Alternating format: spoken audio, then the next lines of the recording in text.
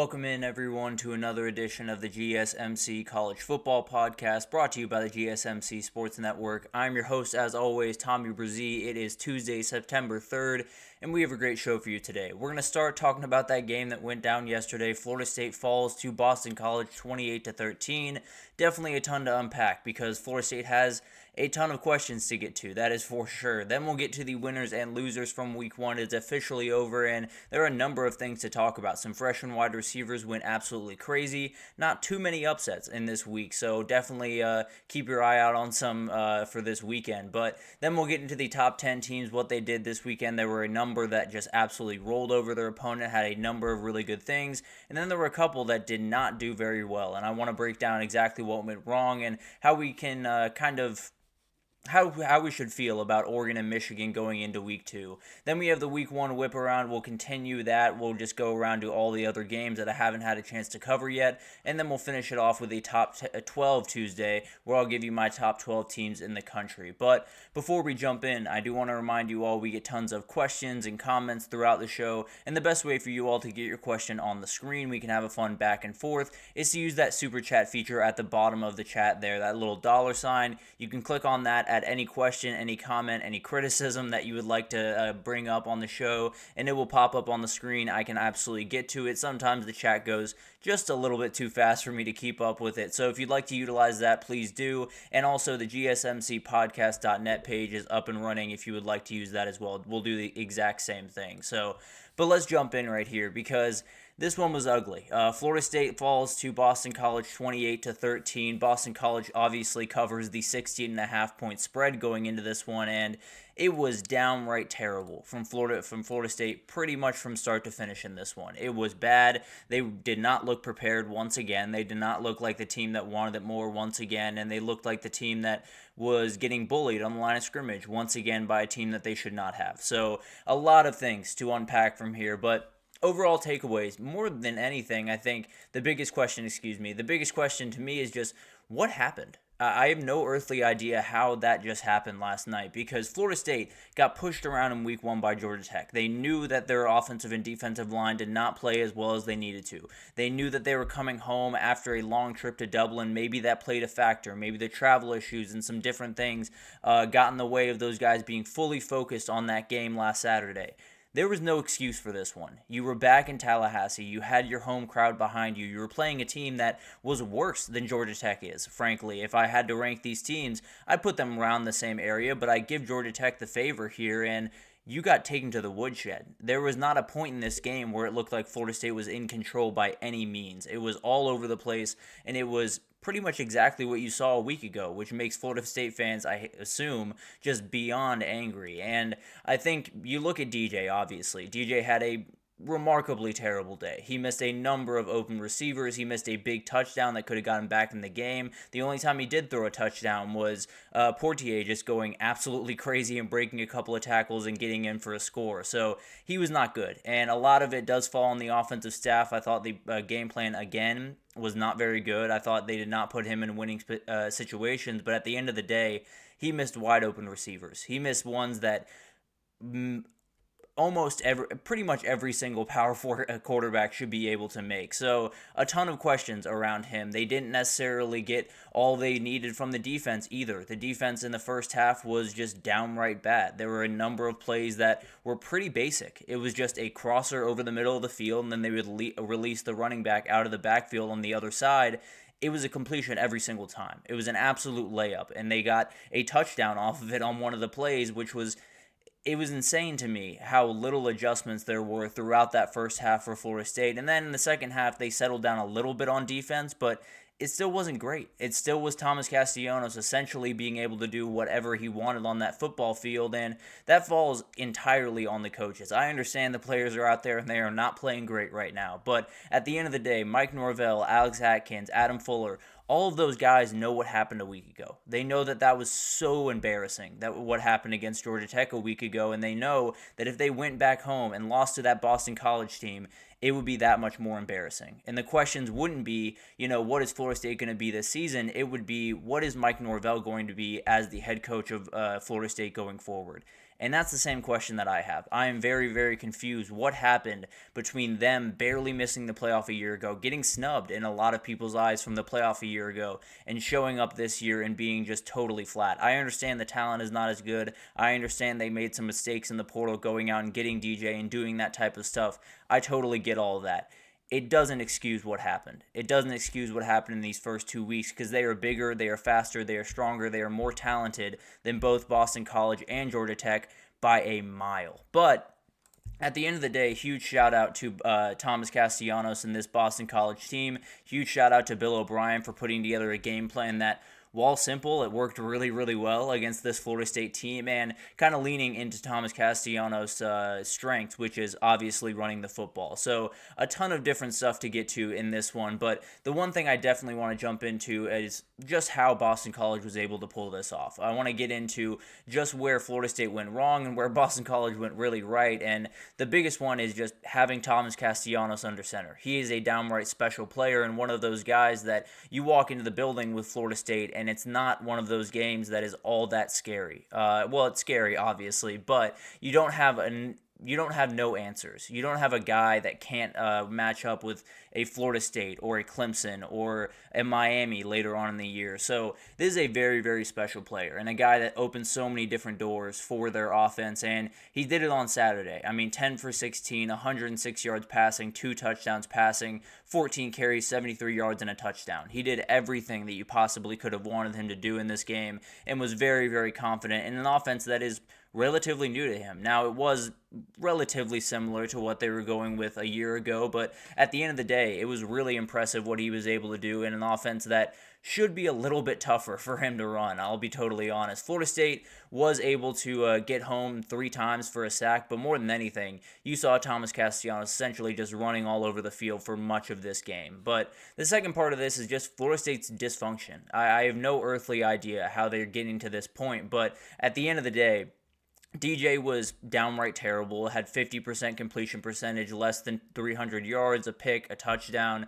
It was the same story as last week in so many different ways. But then running the ball, you ran the ball 16 times in this game, and I understand you were playing from behind for much of this game, but you can't put your guys in that situation. You know that DJ is not the most prolific passer in the world. If he's throwing the ball 42 times a game, you're not winning many of those games. Frankly, I don't know if you're winning any of those games. So it's one of those things where I understand you're down. I understand you have to find a way back, and I understand passing the ball is obviously the way to do that, but pick your spots. Be able to run the ball just a little bit more effectively, and they didn't early on. Ran for 1.3 yards per carry 16 times in this entire game. And then on the defensive side of the ball, we talked about it. It was all over the place. There were open There were open touchdowns all over the place, and there were a number of plays that you look at them afterwards and you're thinking, pretty basic. It wasn't like it was overly complicated from Bill O'Brien. It was just a crosser and then the running back released, and it was that over and over and over again, and Florida State had absolutely no answer. So that's a coaching problem, but also that's a player problem. I'm not sure what's going on in those practices. I'm not sure how they're setting up DJ, but at the end of the day, it is not nearly good enough. I can promise you that. And then they took the crowd out of it pretty quickly. Boston College had a drive early on in this game, 14 plays, 71 yards, but 9 minutes, 18 seconds. An absolutely just grinded out, really, really tough drive, and they ended with a touchdown. Then they got a 3-and-out from Florida State, who actually only ran 3 plays the entirety of the first quarter, which was another piece of this, and then went right back down, scored another touchdown. And from that point on, the crowd was just not as into it. And it wasn't necessarily going after the crowd by any means, going after the fans, because I don't know if I would have been into it if I saw what I saw in the first quarter of this game. But at the end of the day, it was really, really a good thing for Boston College, because whenever you can pull a Florida State fan base or a Florida fan base like Miami did this past weekend out of that game, you're going to have a really good shot to win. That is the big-time equalizer that Florida State has in this, and being able to kind of take that out of the equation was absolutely huge, and those first 2 drives were huge in doing that. So Florida State did not do plenty to keep the crowd in it, that's for sure. They tried to have 2 late drives in the first half to possibly score some touchdowns. They had a chance to in a number of them, and DJ missed a guy, and they came up short on, I believe they got the ball on the 35 of Boston College. had to settle for a field goal. So it was just one of those nights. They had absolutely nothing going, and they were really all over the place in a number of different ways. So where do they go from here is the big time question. Where do they go from here? How do they bounce back? And we'll start with Boston College, because the ACC, as of right now, is in a position where if you have a win on your schedule, especially a conference win, you're in the race. There is not enough teams in this conference playing good enough football for me to knock out Boston College right now, or Georgia Tech, who just got a win against Georgia State this weekend. But overall, I mean, there's a couple of teams that have stood out. Miami, obviously. Louisville played really good football this past weekend, but NC State played bad. Virginia Tech didn't play well. SMU's looked shaky through the first couple of weeks, so there's no rhyme or reason to the ACC. There's no person that stands out among the ACC. So Boston College is in it, as far as I'm concerned. They play Duquesne next weekend, and then they have 2 tough out-of-conference games with Missouri and Michigan State. If they go 1-1 in those games, and then they beat Western Kentucky going into ACC play, I think they're in a position to make a little bit of a run. I'm not necessarily betting on Boston College to be your ACC champion or anything like that, but I thought it was really, really impressive what they did yesterday, and I thought Bill O'Brien especially was really, really good adapting to his quarterback strengths and letting him kind of be who he is. So was really impressed with what Boston College did yesterday. And then on the Florida State side, where do you go from here? Frankly, I don't know. I have no earthly idea how you bounce back from this, because this is not how they saw the season opening. This is not remotely how I saw the season opening, because early on in this season, I was saying they're making at least 9 or 10 wins in this season. I think CFP is very much in play for this team, especially the way the last season ended. You felt like they were coming back with a mission to get to that college football playoff and to leave no doubt. And now I'm having trouble finding 7 wins on this schedule. They play Memphis in a couple of weeks. They do get a bye week, so they have a little bit of time to figure out what's going on. But then you got Memphis, and I don't think that's a layup of a game anymore. I don't think that's a game that you're looking at and saying Florida State should be able to win. I think it's a relative toss-up. And frankly, if I was to pick it right this second, I'd probably go Memphis' direction. But at the end of the day, I will pick that when it comes around. But this was humiliating. There's really no other way to put it. The first 2 weeks for Florida State football were downright humiliating, coming off a year where you were inches away from going to that playoff. You were inches away, and frankly, a lot of people argue, including myself, that you probably should have gotten in. This is not the response that you want, because although it has nothing to do with what happened last year, people are going to use it as a way to inform what happened last year. So I don't know what happens from here. I think you play Memphis in a couple of weeks. Hopefully you get a win, you figure out what happens. But let's say you lose that one. Let's say they fall to Memphis in a couple of weeks and they're 0-3 to start the season, with losses to Georgia Tech, Boston College, and Memphis, where they should have been and would have thought they would have been 3-0 during those games. I think there's questions around Mike Norvell. I understand he's had an incredible couple of years, and I don't think he's all that close to getting fired by any means, but fans are getting restless. You can feel it. Florida State fans are getting very restless, and if they lose that Memphis game, there's going to be a lot of questions around Mike Norvell and the way that he's going about business, because frankly, if he wasn't as reliant on the portal, this team's probably in a little bit of a better spot, at least from a depth perspective. But all of this will obviously, work itself out throughout the season. It's looking to be a very rough season for Florida State, and we'll see what happens from here on out. But it's going to be interesting to watch, that is for sure. But let's take our first break here, and when we come back, we're going to talk about the winners and losers from Week 1. A ton of different things happened this weekend, and we had some play callers do some really, really good things. We had the ACC do a lot of really bad things. So we'll break it down right after this, so stick with us. I feel like I'm losing my mind. Is everybody in the world blind? Please, Lord, give me a sign, a sign. I feel like I'm losing my mind. Is everybody in the world blind? Please, Lord, give me a sign, a sign. I wanna be the greatest. Everybody on the fake shit. I look around and feel like everybody is the fakest. I make this every day and I'm impatient, hoping one day I blow up from the basement. Statement, the top is so vacant. I don't hear shit that I think is amazing. Waiting for my day when I'm playing sold out shows for 1,000 faces. Hey, give me that crown, get in my way and to be put down. It ain't your place, all this my town. If I want that shit, then I'll get it right now. I'm losing it, the news it fits. I'm losing shit, a stupid myth. You choose to live or choose to dip. You choose to fight or lose your grip and lose a gift. I feel like I'm losing my mind. Is everybody in the world blind? Please, Lord, give me a sign, a sign. I feel like I'm losing my mind. Is everybody in the world blind? Alrighty, welcome back everyone. We just talked about the embarrassing performance from Florida State yesterday, losing to Boston College 28-13 and starting their season 0-2 for I believe the third time since Mike Norvell has been there. So not a good start for the Seminoles by any means in a year that they very much thought they were going to go to the playoff, but let's get into some winners and losers from week one, and obviously Florida State would be a loser, but do not have them in here. A little bit more grandiose ones here, but let's get into this, and I want to start with one that was very, very fun to watch this past weekend, and it was SEC football pretty much across the board. There were a couple of stinkers. Obviously, A&M, Florida did not play the football they wanted to, but there were a lot of points. I'll tell you that. There were a lot of teams that put up just ridiculous amounts of points. Arkansas, Auburn, Texas, Ole Miss, Bama, all of them put up over 50 points, and a number of them put up over 60, and a couple of them put over 70. It was absolutely ridiculous what these people were capable of this past weekend, and if you take all of them together, just to give you an idea, we'll get into the details of some of these games a little bit later, but just to give you an idea of what went down last weekend, it was, if you take Arkansas score, Auburn, Missouri, Texas, Alabama, Ole Miss, and Kentucky, you combine them all together, I believe you're sitting at 416-3 is how much they outscored their opponents by. Outright ridiculous performance from a lot of these offenses. We'll get to the Auburn team that put up crazy stats, and particularly their freshman wide receivers, which we'll get to here in a second, but a lot of teams put on some shows in the SEC, and we had a number of others. You know, Ohio State put up crazy amounts of points, obviously a number of other teams that had a number of big-time performances on the offensive side of the ball, but the SEC really took the cake, put up just ridiculous numbers against inferior opponents, no doubt about that, but at the end of the day, still really impressive, and you saw what a lot of these quarterbacks and a lot of these offenses are capable of in the SEC this year.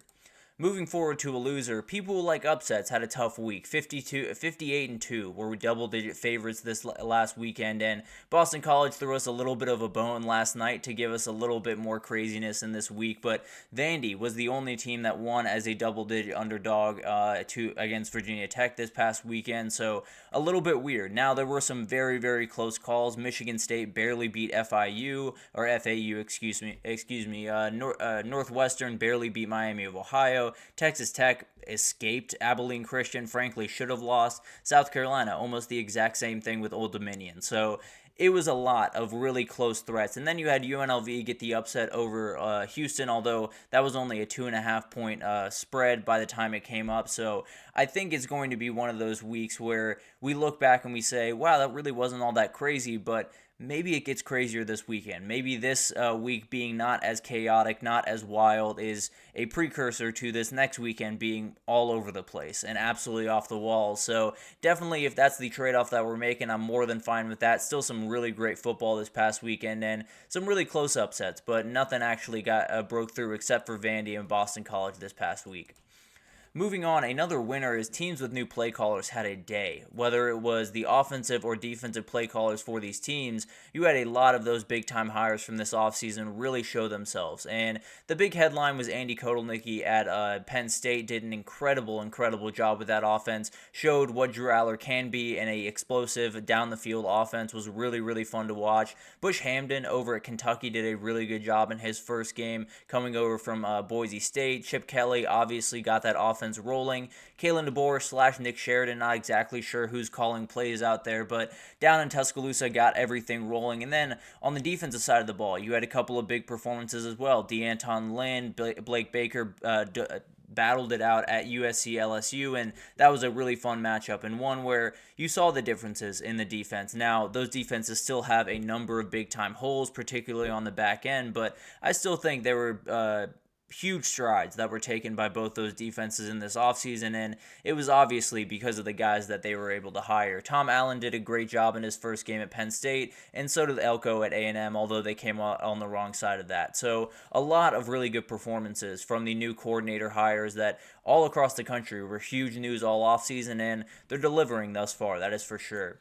A loser, absolutely a loser is the ACC. When you look at the ACC this past weekend, Miami and I guess Boston College are the only two teams that really looked all that great. I think there were a couple other teams, Louisville really delivered, Georgia Tech took care of business, SMU played better this week than they did a week ago, but I still think they have quarterback problems. Syracuse was able to get it done, so overall the conference went 12-3. It wasn't all that crazy, leaving out the Boston College Florida State game obviously, but so it was a lot of W's, not a lot of L's, but at the end of the day, Virginia Tech, North Carolina State, and UNC did not play good football this past weekend. UNC looks like a team that, if it's not going to be Omari and Hampton, they're going to have a lot of big-time problems. Virginia Tech just looks totally out of sorts, looks like they do not know what they want to do offensively. And then NC State, that defense is all over the place, and the run game is not where you want it to be. So overall, I think you look at this ACC conference, and coming out of week one at the very least, Miami looks like they are setting the pace, and they are miles ahead of people as of right now. But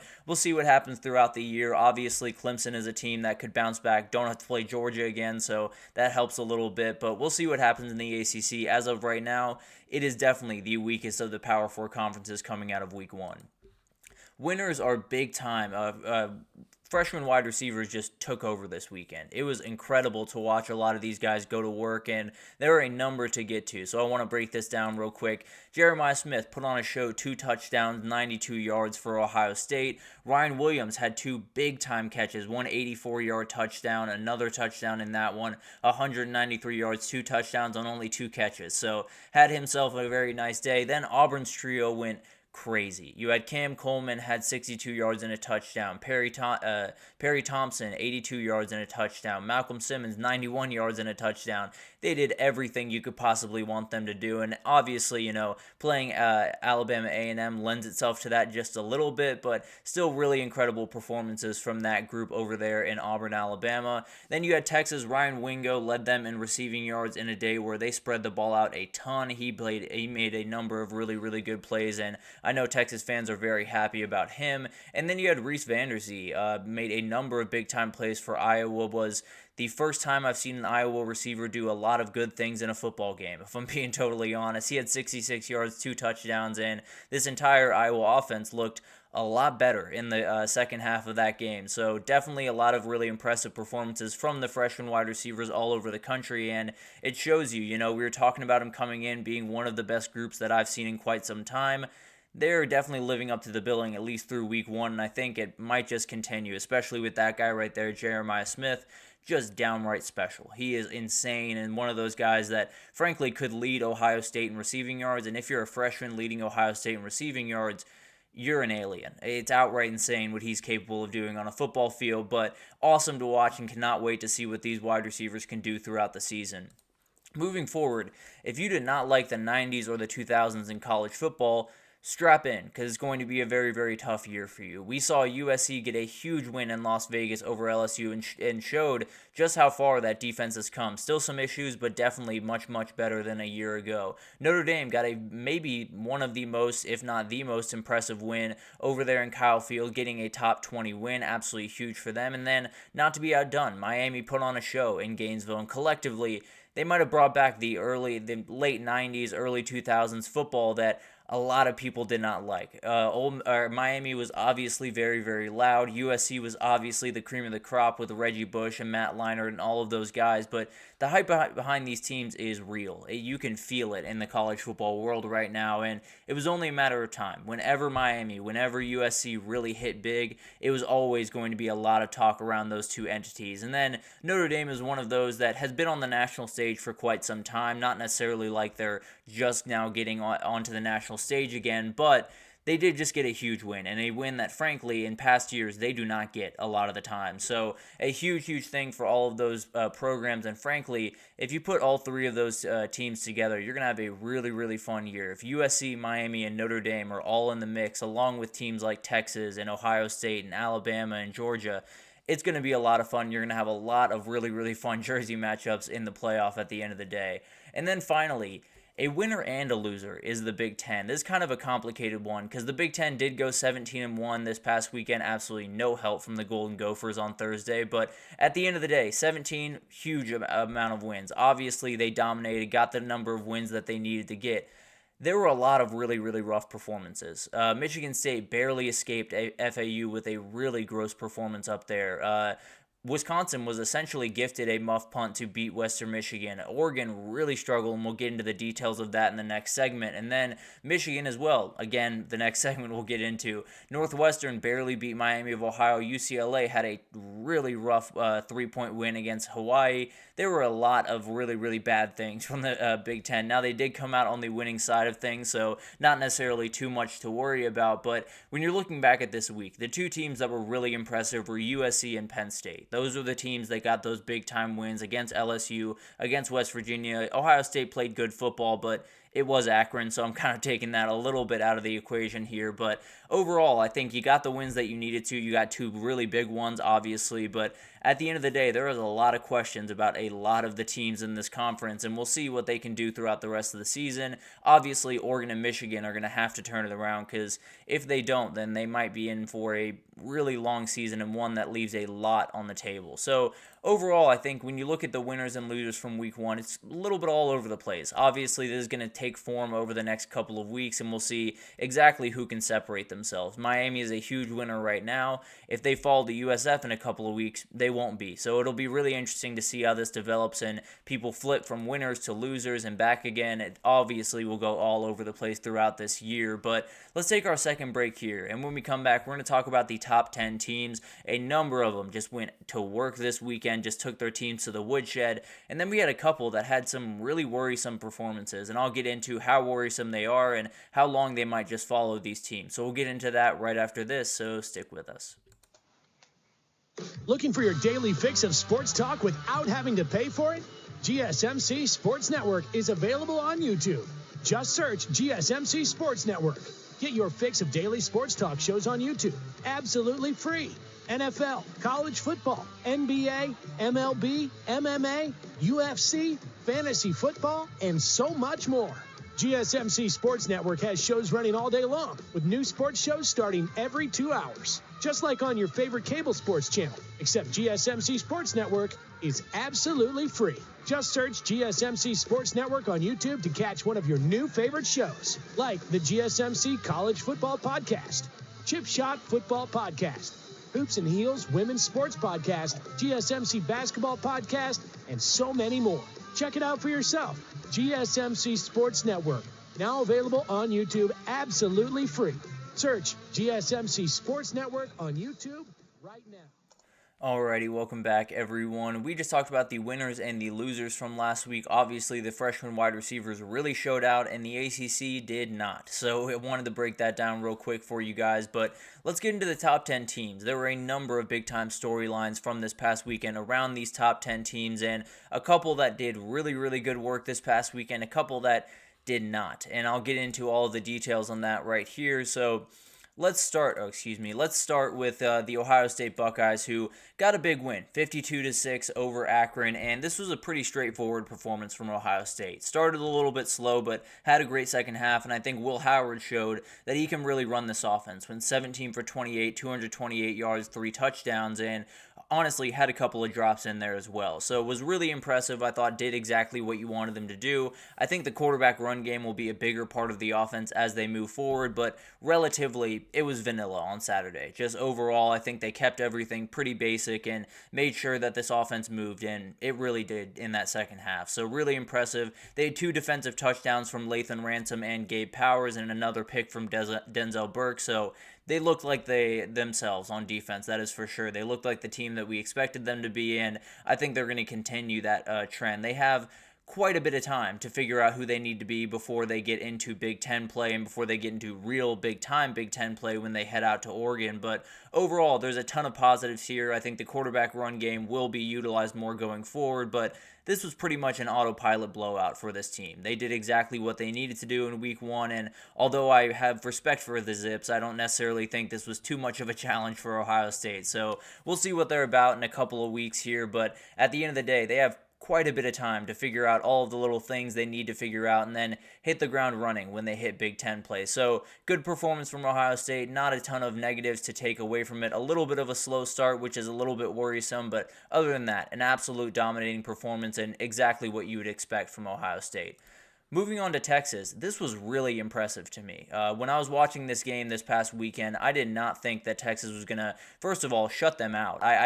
Colorado State, the amount that they throw the ball, the ability that they throw the ball with is really, really impressive, and they weren't able to do any of it. There was two Colorado State quarterbacks that played in this game, Braden Fowler-Nicolosi, the starter, and then Brousseau came in a little bit later, but they went a combined 13 for 24, 74 yards passing, 0 touchdowns, and 2 picks. It was domination from the back end of that Texas defense, and especially that play from Jahdae Barron on that pick was outright insane. It's one of the reasons that he just has to be on the field one way or the other, whether it's at corner, at nickelback, at safety. That guy has to be on the field for Texas. But overall, I think when you look at this team, there were a couple of little worries around the offensive and defensive line, a couple of runs that got a little bit too far for this team on defense, but overall, really, really impressive. Quinn Ewers had a small blip early on in this game with a pick, but overall hit every single spot he could want. Had a very cool no-look pass late on in that game to Matthew Golden, but overall, the big-time news coming out of this one was Arch Manning. I believe he got the biggest crowd pop coming off the sideline to get into that game, and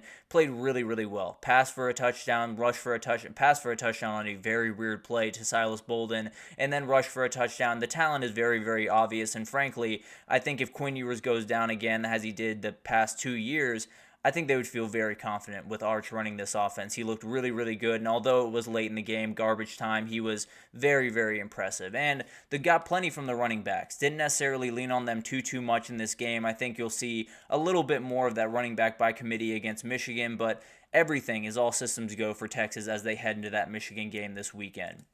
Alabama was really impressive as well. We got to see Jalen Milroe and Kalen DeBoer's offense, and it was exactly what you would expect. It was really, really explosive. It was really impressive, and more than anything, I'm impressed with the defense. But getting to Jalen Milroe here for a second, went 7 for 9, 200 yards, 3 touchdowns through the air, 79 yards on the ground, and 2 touchdowns.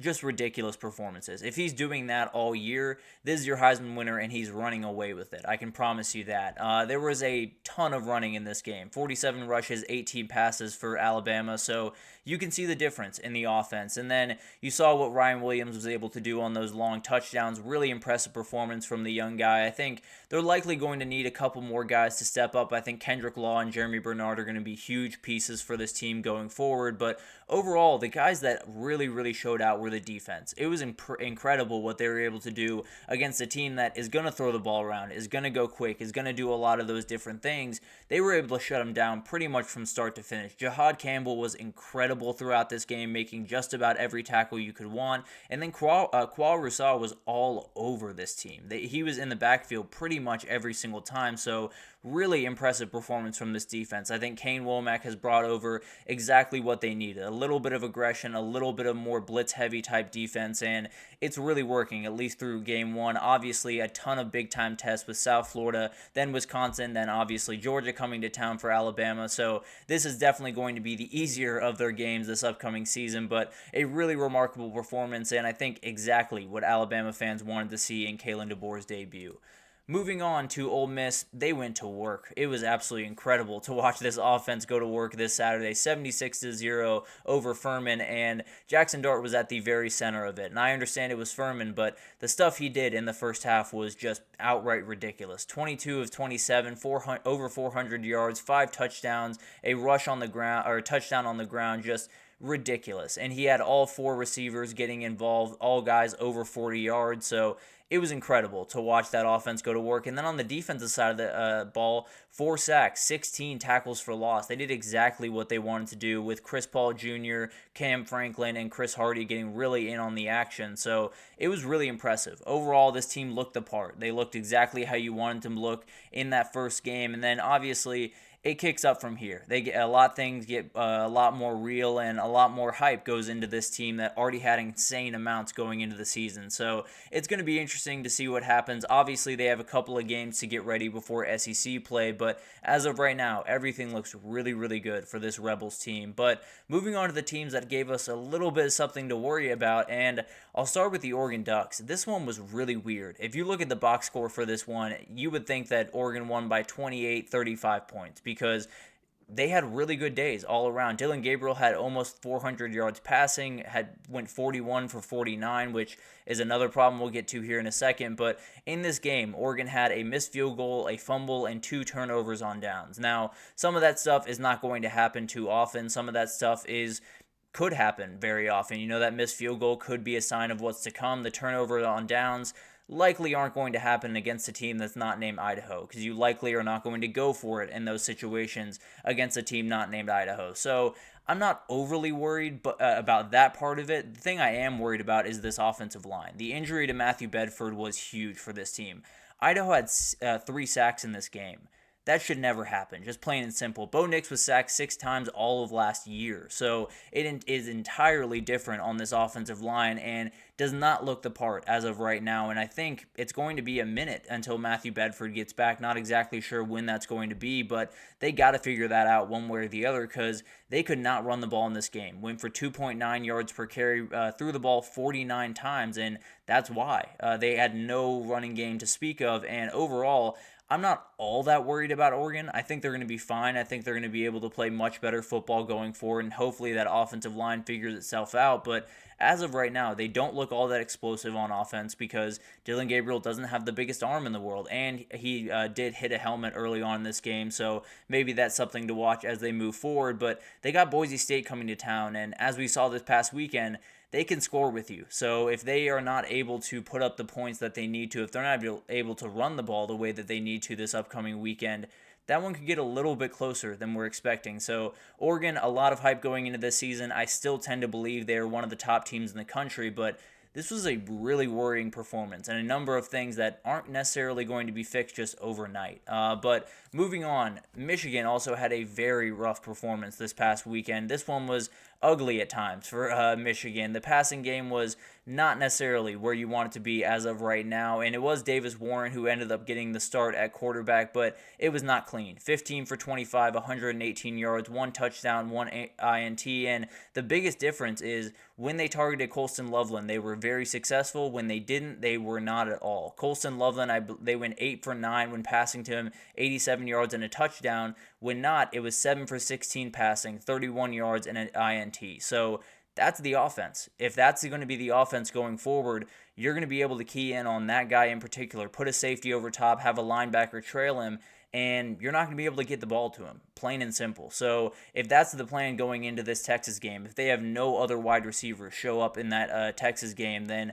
they're in a lot of trouble. Now, there's a number of things that can be fixed throughout the next couple of weeks, and they have a big one that might not give them a ton of chances to fix it, but overall, they got to figure out a number of different things. The defense played their part. They did exactly what you expect them to do, but at the end of the day, the run game was not good at all. Donovan Edwards had 27 rushing yards on 11 carries. It was just all over the place, and they have a number of issues that they have to figure out. The quarterback, if he is not going to be totally on target every single time, they have to find difference makers on the outside, and they have not found them yet. So as of right now, going into this weekend, Michigan has a number of issues that if Texas can't exploit them, then it's going to get ugly in a hurry. So we'll figure out what happens with Michigan going forward, but as of right now, this offense looks very, very clunky. The defense doesn't look quite as dominant as they did a year ago, and maybe most importantly, this offensive line looks like they took the step back that a lot of us were expecting them to take. So they're going into a huge game this weekend against Texas, and it could get ugly if they do not have these things figured out for Michigan. But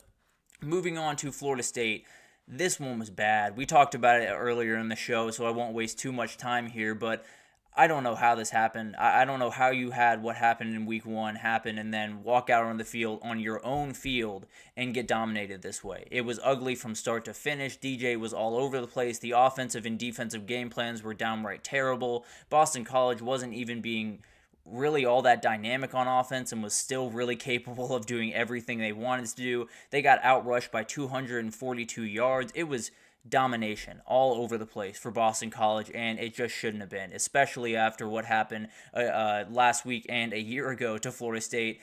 It's remarkable what this team has done the first couple of weeks, and not in the good way. It is. I don't know where they go from here. I don't know how they bounce back. They keep moving forward, I guess, but maybe it's Brock Glenn out there the next time they take the field against Memphis, and maybe they lose that game. So it's going to get really interesting around Florida State and a couple of teams that just had really, really bad performances. Oregon, I'm a little bit less worried about than Michigan and Florida State, obviously, than Florida State. But at the end of the day, all of those have big-time worry spots where if you get to an Ohio State game or Michigan, they have one this weekend. If they get to those games not being fully prepared and not fixing some of those issues, they might just get dominated, and it could take them out of that real running to win their conference, to do the things that they want to do. So it's going to be really, really interesting to watch that over the next couple of weeks, but some really rough performances from Oregon, Michigan, and Florida State this past weekend. But let's take our third break here, and when we come back, we're going to do a little bit of a week one whip around. We did this yesterday, but I want to continue today. We have a number of different things I want to update you guys on, and a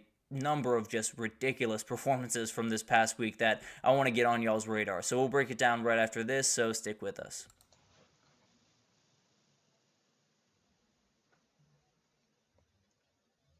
For the best and latest podcasts available anywhere, go to the podcast app on your cell phone and type in GSMC to access free content-rich podcasts on health and wellness, book reviews, sports, entertainment, relationships, social media, movies, technology, finance, and even weird news. Subscribe and download the GSMC Podcast Network's family of shows, available everywhere podcasts are found.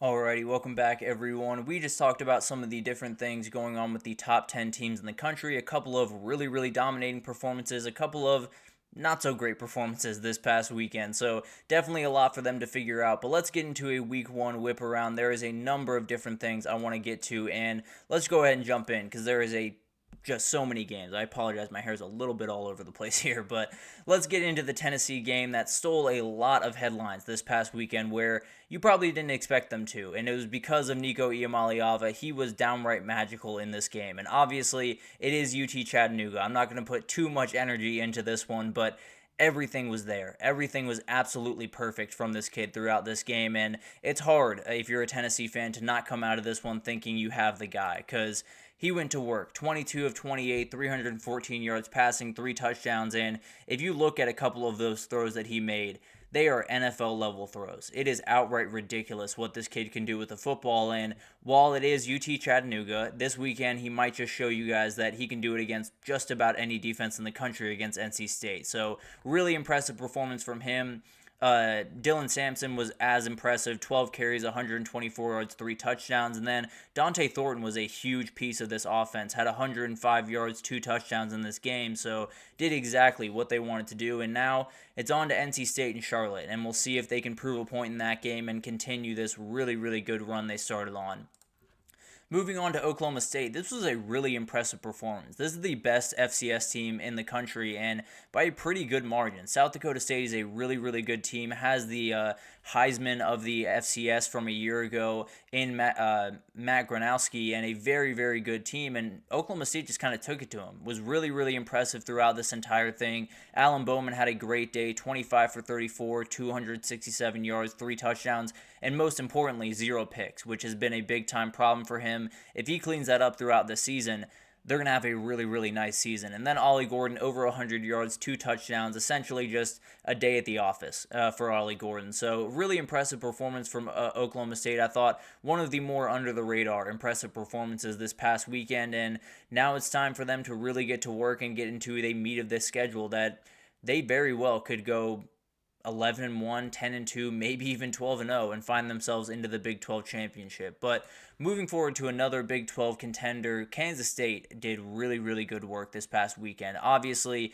UT Martin is a team that they should take advantage of, but they were able to in a lot of different ways. Avery Johnson had a very nice game. Passing the ball was left a little bit to be desired. 14 for 21, 150 or so yards, 2 touchdowns, and a pick. So was not perfect by any means, but did the job. But I want to talk about this rushing offense. Had 31 carries, 283 yards, and 2 touchdowns between the group of DJ Giddens, Avery Johnson, and Dylan Edwards.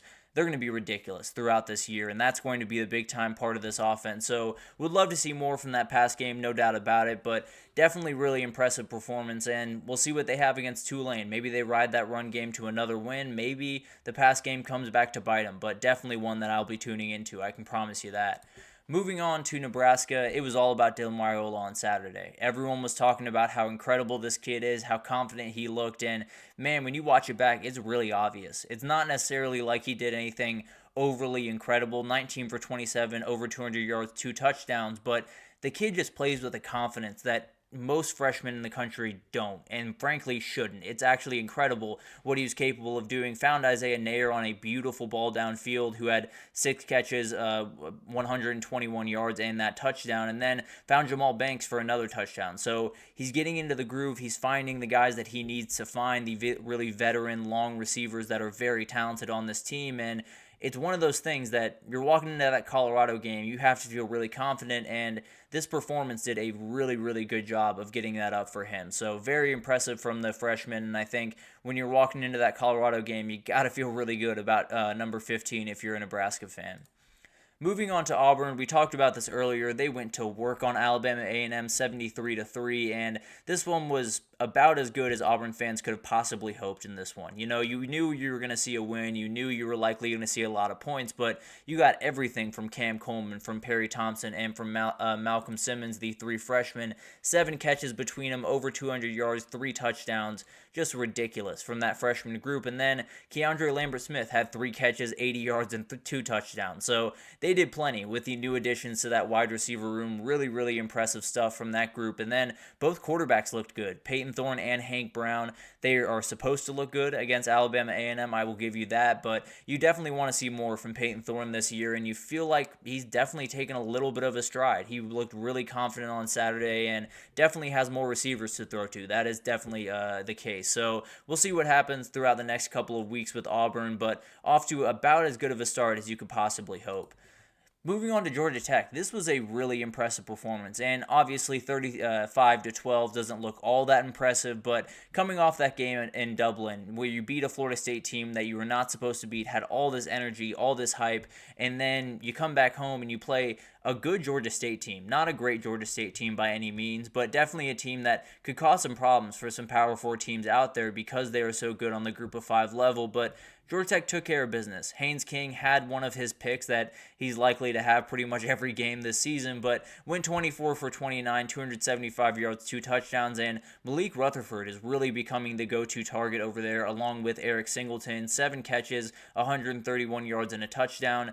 This was really impressive, and Georgia Tech obviously had to win this one, no doubt about that, but now you're heading into a Syracuse game where if you get a win there, you're 2-0 in ACC play, you're 3-0 overall, and you're feeling very confident with VMI coming up the next week. So we could see a little bit of a run from Georgia Tech, but they would have to beat this team right here. That was really impressive this past weekend. Syracuse gets a win over Ohio 38-22, and obviously the defense you would have loved to see play a little bit better in this one if you're Syracuse, but a good way for Fran Brown to start his debut, and definitely got a lot from Kyle McCord, which he said he was going to send something to Ryan Day because he got Kyle McCord in the portal. So definitely a really good performance from him. 27 of 39, over 350 yards, 4 touchdowns, and 1 pick. They had 3 receivers over 70 yards in this game, with Gadsden obviously leading the way with over 100 yards and a score. So really impressive. Overall, this is a very solid Ohio team on the other side, and Fran Brown being able to do this in his first game is very, very big. You know, it puts them on a really good track, and now you got a Georgia Tech game that could set you up for a ton of success this upcoming season if you can get a win at home. So a lot of really interesting things, and really impressive just overall getting a win against an Ohio team that is a little bit of a pest, would definitely cause you some problems and cause plenty of teams around the country problems, but Syracuse was able to take care of business, and now it's into the meat of the schedule with Georgia Tech coming up this weekend. Then we had Arizona and New Mexico put on a show late on Saturday night because this one was weird. It was top to bottom really weird. New Mexico was able to hang around for just long enough to make this one interesting, but then Arizona was able to pull away, and they did a number of really good things in this game. The two transfer running backs they brought over, Conley and Croskett Merritt, had 23 carries, 196 yards, and 4 touchdowns, so did exactly what you wanted to do if you're Arizona. But the guy that really stole the show was Tatori McMillan. He was downright special. 10 catches, over 300 yards, 4 touchdowns, which was a program record, and frankly, the yards probably was a program record as well, but he was just incredible. Every time he got the ball in his hands, you felt like it was going to the house, and a lot of times it did. It was really impressive, and he's one of those guys. He's one of the top wide receivers in the country. I'd probably put him at number 2 right now, and he got off to about as good of a start as you possibly could have if you're a Tatori McMillan. On the other side, Devon Dampier is someone we got to talk about more often. He was really impressive in this game, went 24 for 42, had almost over 400 yards total, had 5 total touchdowns, did have 2 picks, but if you want to watch really fun football, go over watch New Mexico and Devon Dampier and just watch him go to work, because he's one of the most athletic quarterbacks in the country and really does incredible stuff. Obviously, for this Arizona team, you want to see more from this defense, no doubt about it, but the offense did exactly what they needed to, picked up where they left off from a year ago, and we'll see what they can do going forward. Gonna need more from that defense, but have a couple of weeks to figure out some things before they get into Big 12 play. The last one game I want to talk about is Boise State over Georgia Southern, 56-45. This is one that likely should not have been this close. The Boise State defense has a ton to figure out before they play Oregon this upcoming weekend, but the guy that stole the show was the best running back in the country, according to a lot of people. Ashton Jainty, 20 carries, 267 yards, 6 touchdowns in this game. It was insane, and he was fighting cramps throughout this one, but was able to battle through, made every single play you could possibly want him to make, and this is one of those players that is an equalizer. We talked about Thomas Castellanos against Florida State. Ashton Jainty against Oregon is one of those where if he gets going, if he starts to run and gets a little bit of open field, it's going to be hard to stop him. It's going to be one of those players that can totally change the complexion of a game and make this a lot closer than Oregon wants it. So we'll see what happens. Obviously, Oregon is going to do everything they can to stop this guy, but so was Georgia Southern. They were nowhere close. Obviously, Oregon a lot better than Georgia Southern, but Boise State might just have the best player on the field on Saturday. So a ton going in the direction, and just a ridiculous performance from Ashton Jainty on Saturday. But overall, there were a ton of really ridiculous performances, a ton of really close games, but that'll about do it for the Week 1 recap over the past couple of days. It's been a lot of stuff to get through because Week 1 was off the walls. It was absolutely crazy, but Week 2 is pretty much here. So I want to get into my top 12 teams as we head into Week 2 on the last segment here, and we will get into that right after this, so stick with us.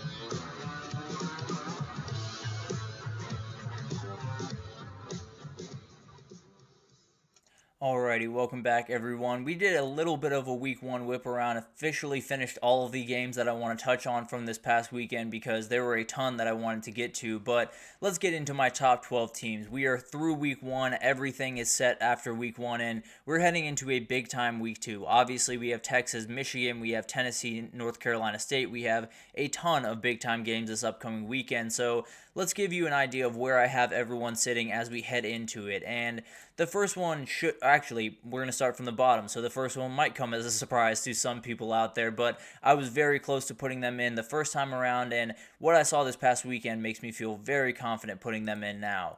I have USC at 12. I do think the performance that they put up on Sunday was really impressive. This defense obviously still has big-time holes. The back end is not quite where you want it to be by any means, but they don't have to be great. I talked about it all offseason. They just have to take a very small step forward, and then Miller Moss and this offense can do just incredible things. And we saw it on Sunday, and we'll probably see it a lot more throughout this season. So it really just comes down to that defense taking that little step forward and continuing to do it throughout the year. Getting a little bit better from last week to this upcoming week, and then continuing forward, and then just let your offense work. As long as your offense is on the field, you're having a very nice day as a USC fan. So I was really impressed. I think they're a very dangerous team in the Big Ten, and I slotted them in there at my number 12 spot.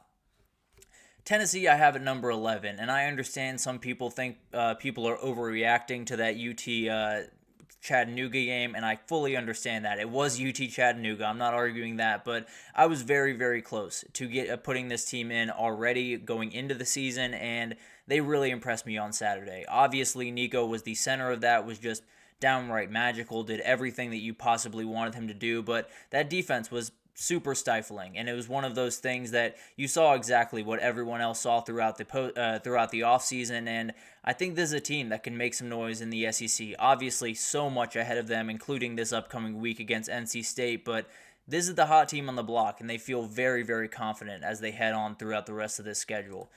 Number 10, I do have Michigan. I still think they're a top 10 team. I did drop them a little bit, but didn't want them necessarily falling off a cliff because I know what this team is going to be. I know they're going to be a defensive-led team. I know they're going to be a run-led team. Now, the run game was not nearly as good as it should be on Saturday, but at the end of the day, I still think this is a very good team. I still think they're going to be able to gut out a lot of these games.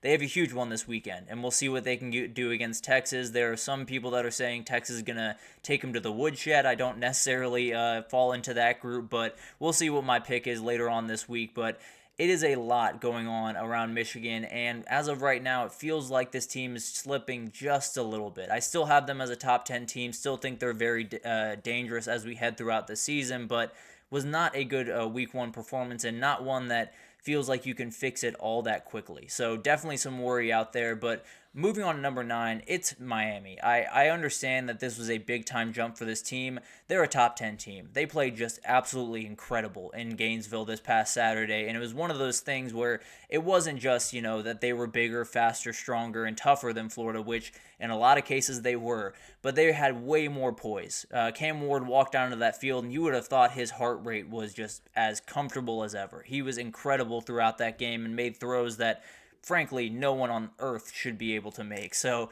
really impressive performance, and as of right now, they look like the team that might just run away with the ACC and head on to the college football playoff. Obviously, Clemson still has plenty to say about that, but as of right now, Miami is the team in the ACC.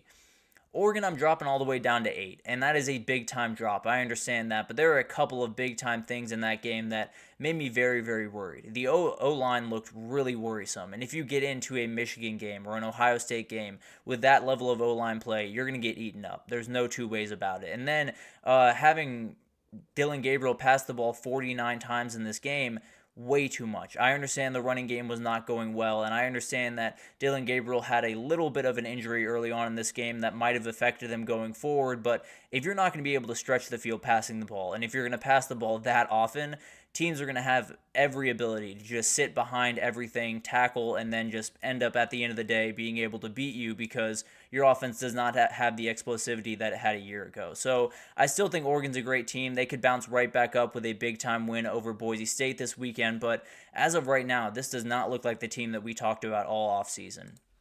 Penn State, I have at number 7, one of the other remarkable performances from this past week. Penn State, everyone says, all they the only thing that they're missing is what everyone says. The only thing that they're missing is beating Ohio State and Michigan. The only thing that they have to do is beat those two teams, and then they're over the hump. At the end of the day, these are the games that Penn State would struggle with. Even a year ago, that West Virginia game, although the scoreboard says that Penn State won by quite a bit, that was a close game deep into that one.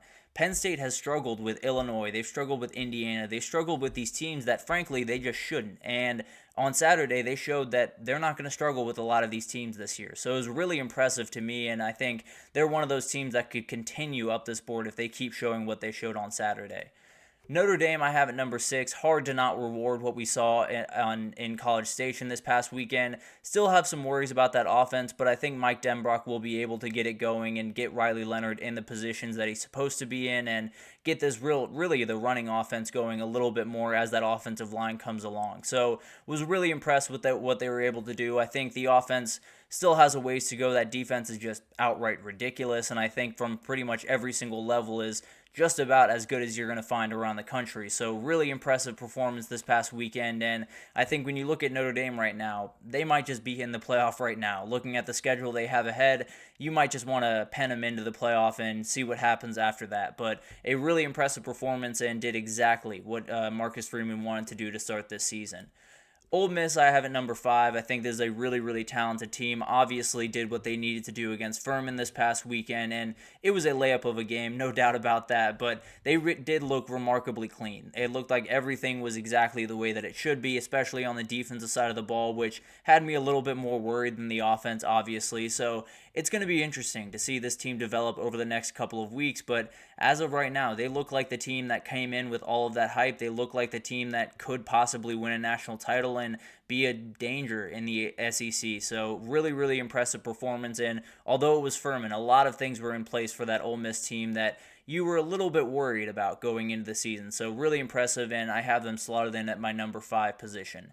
Alabama at number 4. I do think what we saw from Alabama this past weekend was really awesome. I think when you're coming in with a new head coach, Nick Saban walking out the door, so many different players leaving, all of the different changes going on around there, it would have been pretty easy for this game to be close at halftime. It would have been pretty easy for this game to be a little bit more sketchy than people wanted it to be for Alabama, but that didn't happen. Even from the jump, Alabama was all over Western Kentucky and played all the football that you wanted to play. The defense was really remarkable. Honestly, that was probably the more impressive part of the ball, or side of the ball to me, was just incredible what that pass rush was able to do against Western Kentucky. So they have a couple of big-time games coming up. You have South Florida this weekend. They have Wisconsin, I believe weekend after that. Maybe there's a bye in between there. But then they have that Georgia game. If they can figure out a way to go into that Georgia game undefeated and feel really confident in themselves, then that one gets really interesting in Tuscaloosa, and I cannot wait for it. But as of right now, I have Alabama at my number 4 spot, and I think they might just be able to climb a little bit more, honestly. Texas, I do have at number 3. Was really, really impressive on Saturday. I think everyone that was watching that game, it just looked like this team was fully on time, fully in place, did exactly what they wanted to do pretty much every step of the way in this game. It felt like everything was exactly how they wanted it to go about, and a couple issues on the line of scrimmage, but other than that, it was downright perfect. Quinn Ewers was as confident as you could possibly be. Isaiah Bond made a couple of huge plays along with Matthew Golden, so those transfer receivers are all making big-time plays. In fact, all 3 of them got into the end zone on Saturday, and then the pass defense was just really remarkable. I know it is Colorado State, but they can toss the ball around, so being able to play really good pass defense, 2 picks, under 100 yards passing for Colorado State in this game. If you can do that against Colorado State, at the very least, you're going to be able to hang around with some of the big-time teams. And then you have Ohio State at number 2. I think this is one of the, didn't have necessarily the cleanest of performances, at least in the first half, but were able to turn it on, did exactly what they had to do, and got a big-time win. And then Will Howard looked very comfortable in this offense. There were a couple of missed spots, there were a couple of little ers and ahs that he's going to have to get a little bit better in, but overall, they feel really, really good. And it'll stay relatively vanilla on the offensive side of the ball until they get into Big Ten play, and it'll be fun to see what his progression is throughout that these next couple of weeks. But the defense was as dominant as you could possibly imagine they would be, and I don't expect that to stop anytime soon, and they did exactly what they wanted to do. So I'm not moving Ohio State from that spot. And then this one was a layup. Georgia absolutely went to work on Clemson, and this is the best team in the country. They were incredible on Saturday, and it was one of those things that getting closer and closer to this game, you felt like Clemson might just have a shot to make some noise, might just have a shot to cause some problems for Georgia. it wasn't that. And obviously the first half was a little bit slow, 6-0 at halftime, but coming out of halftime, it was all Georgia. It was domination from start to finish, and Carson Beck leads this team with so much confidence. They have more weapons than they have had in the past couple of years, and the defense is playing a little bit closer to that 2021-22 type defense. I don't think they'll be that level, but I do think they'll be plenty good on that back end, especially with Malachi Starks back there. You're going to be able to make plays. I can promise you that. So really impressive. This is the best team in the country. The juice that they have, the confidence they have, and the amount of times they show up to a game where it looks like something really sketchy could happen and they just bury that team into the ground is just incredible. Whether it was Tennessee a couple of years ago or Kentucky last year or this game, this team is just outright ridiculous. And Kirby Smart has his guys ready to go every single Saturday, and I don't think it's stopping anytime soon. I'll be totally honest with you. So really impressive performances from a number of teams. I had Oregon and Michigan dropping just a little bit. Was a little bit worried about a number of the things I saw in those games. And then Alabama I thought was really impressive. Texas I thought was really impressive. Georgia out of these teams I think might have been the most impressive. Just taking Clemson to the woodshed, and we'll figure out how good Clemson is throughout this year, but I tend to believe they're going to be a pretty solid team, and that game is going to be really, really impressive towards the end of the year. But obviously, this season is going to get a lot crazier from here. We are through week 1. We'll do a couple of questions about week 1 tomorrow, I believe, but overall, we are through week 1. We are on to week 2, and we're fully underway now. So strap in. Things are about to get really, really crazy and really weird, and I'll keep you updated as we go. But that'll do it for this edition of the GSMC College Football Podcast, brought to you by the GSMC Sports Network. Your support means a lot to us, so please remember to subscribe to the show, leave a positive review. It does make a huge difference for us. Also, follow us on Facebook, Twitter, TikTok, Instagram, all the social pages for all the content and updates you could possibly need. We have really incredible people doing awesome work across every single sport you could want. So if you're not just a college football person like myself, you can go over to GSMC and we have you totally covered around every single sport you could want. So definitely check that out. But thank you once again for listening, and I will see you guys tomorrow for some week 2 breakdowns.